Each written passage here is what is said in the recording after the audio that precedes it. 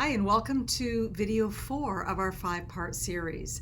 And in this video, we're going to be talking about how you as members of the Family Council can help new families coming into your community. You may recall in one of the original videos that I introduced this idea of take the lead and be the guide that your families need and want, and invited you to consider how you as family council members can help to step in and be that lead and that guide for new family members. One of my favorite quotes that I want to share with you here is Maya Angelou, who said, "I've learned that people will forget what you said, people will forget what you did, but people will never forget how you made them feel." And I can certainly attest to, when I think back, it's been 7 years since Ty passed away, and the moments that I remember that really mattered to me were those little moments that care team members or other family members gave me that look, or gave me a hug, or asked me how I was doing, or we shared a cup of coffee and a couple of laughs together. It's what I remember the most is how other people helped me to feel about the situation and the relationships that I was able to build. And so I think as family council members and as family members yourself, to have this opportunity to think about these questions. How do you want to feel about your journey as a family member of your loved one, their resident? And how do you want other family members to feel? And how can you help with that? How can you be a part of their journey, their story, their experience, the memories that they're going to have, that ideally they'll look back and they'll think more about those happy, connecting type of moments than some of the challenges or struggles that they may have been having. I shared earlier this idea of how we can build the culture on the way in, one family at a time, one conversation at a time, one interaction and moment at a time. And there's a real opportunity that as members of the Family Council, you can play a part in helping to build and shift and redesign the culture in the home based on how you're able to support and encourage and inform. I had shared with you earlier that my vision, my drive, the reason I do the work I do every day is to help that in redefining the way that homes onboard new residents and their families. And in 3 key areas around managing expectations, minimizing concerns, and reducing conflict right from the start. It's how we begin the relationship and make that connection and make investments into the relational bank account that we have in our relationships. And I strongly believe, and I hope that you see the opportunity in how you can play a significant part in, as members of Family Council, in the culture of your home, to help to redefine that as well, because you too can play a part in this managing expectations, minimizing concerns, and reducing conflict. And there's this formula that I want to share with you that says disappointment equals expectations minus reality. And I think it's a really powerful way of looking at this. If you even think of your own situations where maybe an issue, a challenge, a conflict has happened as a family member with the staff and your loved one, likely if you think about that situation, it was because something occurred and you were disappointed. What your expectations were of the situation did not align with the reality. And whether that's a situation like clothing that gets lost or damaged, or glasses have gone missing or they were broken, a phone call about a situation that happened with your loved one and you were caught off guard. I mean, this really led me to writing the 20 misconceptions that families have in coming into long-term care. And the number one misconception that I listed in the book is the expectations that residents will get 24/7 one-on-one care.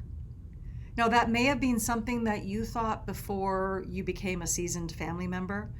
It still surprises me the number of families who believe that their loved one will get one-on-one 24/7 care, where the reality is a long-term care home provides 24/7 care, but it's not one-on-one.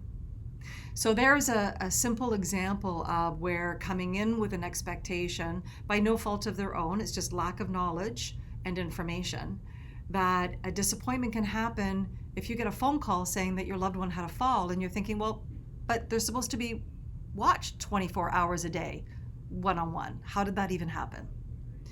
So there's an opportunity here as family council members in how you can help in closing that knowledge gap and ideally minimizing the concerns by aligning expectations with reality based on your knowledge and your experience. And from a family member being able to hear from another family member who's further down the path and knows the ropes a little bit more, it is incredibly powerful, and you can avoid the world of hurt that new families feel when they feel like they're caught off guard. And maybe this wasn't the best decision because they don't know what they don't know, and it's not their fault. So I want to finish by sharing some ideas on how you can support your new families. This may sound obvious, but let them know that they're not alone so that they feel seen and heard. It's almost surprising to think, how could anybody think that they're alone because they're coming into a community with many other family members? But we can tend to think that our journey is unique and the feelings that we're having are unique, and we don't know who to talk to about it. Let them know that what they're feeling is normal. The grief, the guilt, the relief, and then the guilt about feeling relief because now they've got more support and they've got a care team that's taking care of their loved one and has got their back. That they have agency over their presence. Right? We think back to the family flavors, and we can tend to have our jalapeno moments at the best of times, but that we all have agency over our presence, how we choose to show up, the energy that we're bringing into the room, how we are approaching a conversation. Are we coming in with curiosity, or are we coming in with judgment and misconceptions? That they can make this suboptimal reality work for their family. Right? There's none of us that put up our hand and said, yes, this is what we want to have happen. Of course not. We would prefer to age in place at home and be healthy for as long as we can.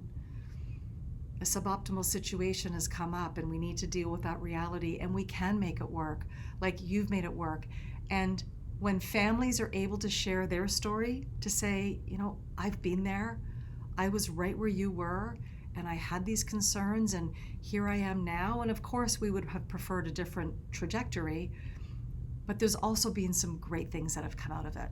It's important for them to be able to hear that from you. And that their role in the relational triangle is important and valued. And how they can build productive, collaborative relationships with their care team, how they can recognize that they don't have to carry it all. And sometimes that involves being willing to give up control. I know I had a hard time because the way that I provided care for Ty and his routine, and I knew all of that, could not possibly be replicated by a care team. They did things differently, and that's okay. And then we got into a new routine. But my role as a family member, your role, and all family members' role is important and valued.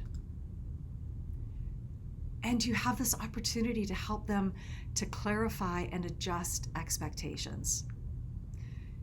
And a family member who, she said, when we know more, we can do more. We're more capable. The more we know, the more that we can do and how we can be involved. And so anything that you can do to help understand what families' expectations are, and if they're misinformed or unrealistic, to have that conversation and equip them with the knowledge and the insight and the information that you have. Your role as family council members is so key in being able to help build the culture on the way in, one family at a time, and to take the lead and be the guide that your families need and want.